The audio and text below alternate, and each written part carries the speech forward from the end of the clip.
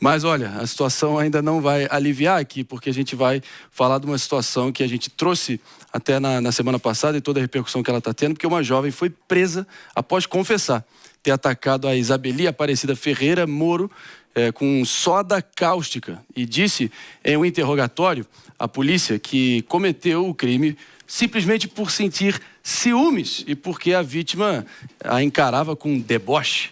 Uma coisa totalmente subjetiva, paranoica, um absurdo, né? E a Isabeli foi atingida na rua enquanto ia para a academia. E ela segue internada na UTI de um hospital em Londrina nesse exato momento. E o crime aconteceu em Jacarezinho, no norte do Paraná.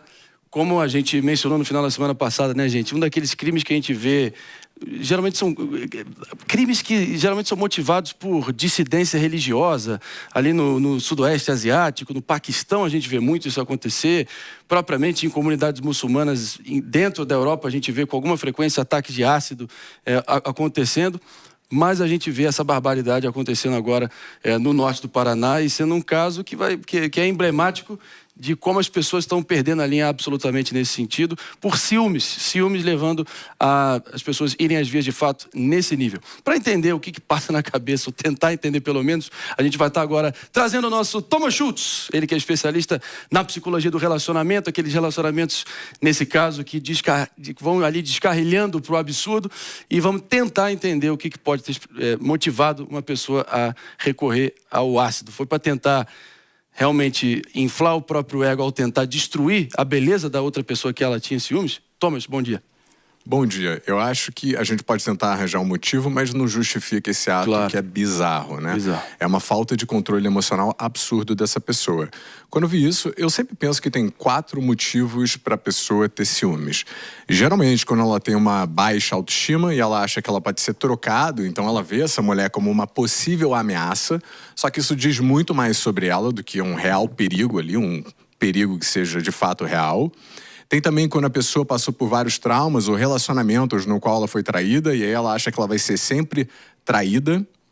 Tem também o fato dela ter a propensão à traição, então ela acha que a outra pessoa também pode ter propensão à traição. E tem o caso onde ela está com uma pessoa que de fato não é confiável e o ciúme dela é justificado. O que não é justificado ela tomar essa atitude. Eu acho que num relacionamento você tem que até confiar que a outra pessoa vai ter a postura de se posicionar e cortar qualquer risco ou vínculo com uma pessoa que esteja interessado nela. Isso aí realmente... Jess, sua visão sobre esse caso e também essas motivações aí que o Thomas acabou de elencar sobre os ciúmes. Claro que sem justificar, sem passar pano, porque isso seria defender o indefensável, mas tentando entender o que passa na cabeça de uma pessoa para chegar nesse nível de atrocidade. Eu acho que passa muito ódio e pouca responsabilidade, assim. O que ela fez foi horroroso. E quando a gente olha para o ato em si, a gente vê, na minha perspectiva, aqui um desejo ácido com uma mulher belíssima, em que ela tentou ali macular por ter algum grau de ciúme em olhares. E uma das justificativas que apresenta aqui é cara de deboche. Ela me olhava com cara de deboche. Assim, gente, uma pessoa... Se todo mundo que eu for olhar com cara de deboche for me jogar ácido, meu Deus. Assim, a pessoa Imagine hoje em dia... então. Não, então, Palumbo. A pessoa não tem direito de olhar assim, às vezes não ficar sorridente. Aí a menina com ciúmes, essa mulher irresponsável, com ciúmes, cria esse crime. E agora essa jovem está internada na UTI. Vai ter que passar por cirurgias, provavelmente, de reconstrução. Tem até a sua autoestima afetada também, né? Então, assim, é uma situação que essa mulher deve apodrecer, pra mim, atrás das grades. E o trauma? Mano Ferreira? Como é que fica? Trazendo o nosso Thomas para a discussão também. É muito triste. Eu queria trazer um ângulo que em muitos relacionamentos tem a pessoa que tem o ciúme e tem a outra que é alvo do ciúme. Muitas vezes a pessoa que é alvo do ciúme, de alguma forma, alimenta que o parceiro mostre, né, que crie cenas de ciúme como uma forma de alimentar o ego, né? Como que você vê esse tipo de situação? é doentio. Eu já tive uma namorada minha que gostava que eu sentisse ciúme dela. E eu não sou um cara muito ciumento. E aí ela gostava, inclusive, de causar confusão nas baladas para eu cair na porrada com o cara. Eu falava, cara, você tá com o cara errado. Isso não é demonstração de carinho e afeto. Isso é insegurança sua. Se você precisa de um cara que fique fazendo essas demonstrações. Eu sempre penso em relacionamento como uma equipe. Se eu sou um cara, por exemplo, super ciumento e eu tô com uma outra pessoa, eu compartilho. Olha, eu sou ciumento, eu queria a sua ajuda. Né? Porque muitas vezes eu entro na paranoia na minha cabeça de que tem alguma pessoa ali olhando para você, então eu queria a sua ajuda. Inclusive eu estava atendendo uma cliente minha há 2 semanas e eu falei isso para ela, se você se sentir incomodado, compartilha com o seu parceiro. Por exemplo, se incomoda de trocar de lugar comigo porque eu estou me sentindo incomodada com aquela pessoa, não tem nada a ver com você, é comigo mesmo. Então é um trabalho de parceria para você não fazer o quê? Alimentar o ciúme, porque o ciúme quer ser alimentado. A pessoa tem que entender que o incômodo é dela. Né? Só uma breve interrupção aqui, Mano Ferreira, porque a gente vai fazer um break para você que está nos ouvindo na rede Jovem Pan de Rádio, de norte a sul do nosso Brasilzão. Obrigado pela sua audiência. Fica com a gente que daqui a pouco tem muito mais aqui no Morning Show.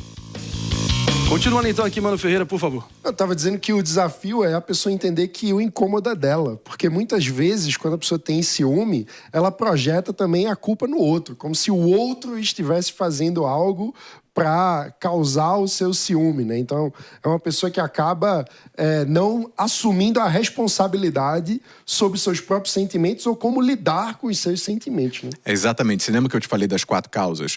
Que é, ou a pessoa tem baixa autoestima, ou então ela tem traumas passados, ou então ela tem propensão à traição. Esses 3 partem dela, na verdade. Só o 4, que é quando você tá com uma pessoa que, de fato, não é confiável. Nesse caso daí, não sei o que você tá fazendo com essa figura, né? Porque ele vai alimentar o seu ciúme o tempo inteiro.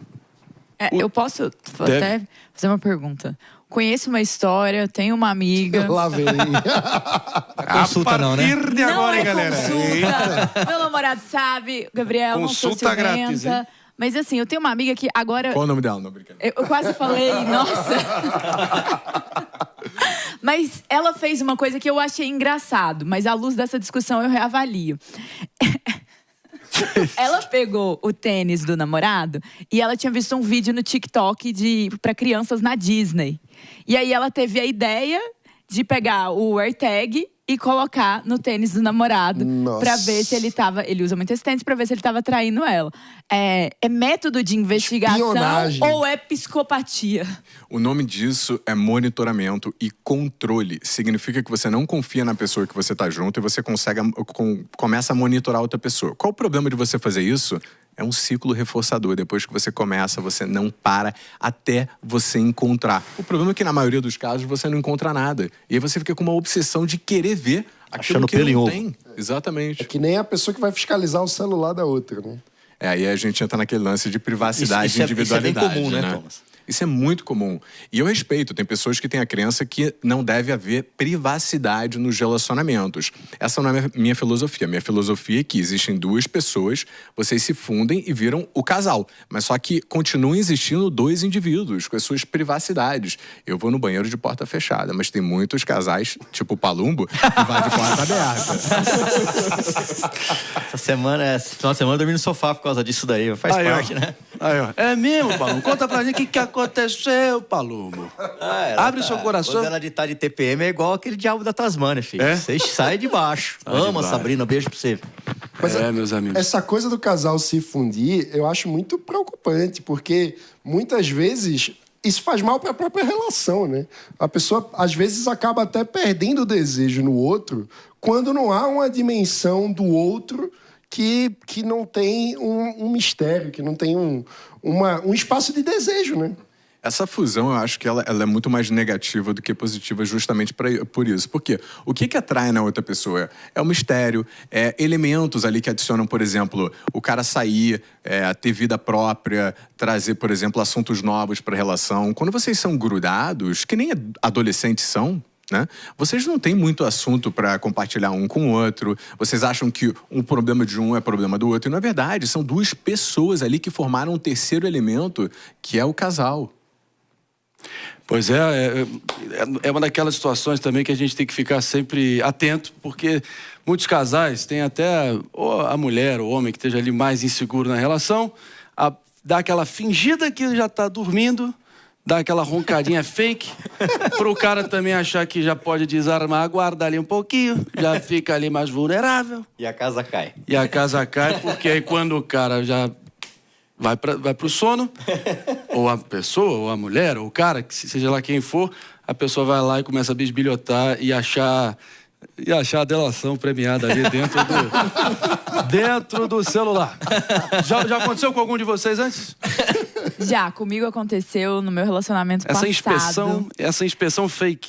Não foi nem inspeção fake. Entreguei meu celular pra ver outra coisa e foi atrás de ver conversa. Mas teve um caso engraçado que uma vez eu tava com o celular dele e aí chegou uma mensagem comprometedora de um amigo falando de uma coisa que o amigo tinha feito e coincidentemente eu estava olhando o GPS e eu li tudo bem quietinho, assim, ó. Legal, que bacana. Então, assim, não inspecionei, mas aí a coincidência momentânea me serviu. Meus amigos. O que você acha desse caso aí, Thomas? Por exemplo, eu em relacionamento, eu dou minha senha para outra pessoa. Mas eu dou minha senha até como confiança. Não é para você ficar monitorando as minhas conversas.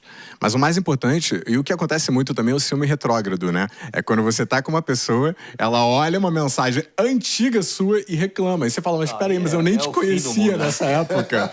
Né? É o ciúme retrógrado. O que você viveu quando você não estava com a outra pessoa? É indefensável. E acontece pra caramba também, né? Ciúme de ex-namorada, isso é muito comum. E acontece muito também quando você tem aquela pausa entre relacionamentos, sabe? Você terminou, mas aí você volta com a pessoa, ela quer saber o que você fez no intervalo. Eu falo, olha, não diz respeito o que você fez e o que eu fiz, porque a gente não estava junto. Esse eu acho que dá pra saber. Esse aí é uma curiosidade. Às vezes não. Você ia querer saber? Eu ia querer saber, com certeza. A Jess é ardilosa. É uma curiosidade, me conta. Eu te conto, você me conta. Não. Tá. Eu só tenho ciúme de uma coisa, tal qual. O André, meu namorado, ele é apaixonado por uma coisa que ele ama muito mais do que a mim. O Botafogo. Meus amigos, vamos lá, porque a gente tá de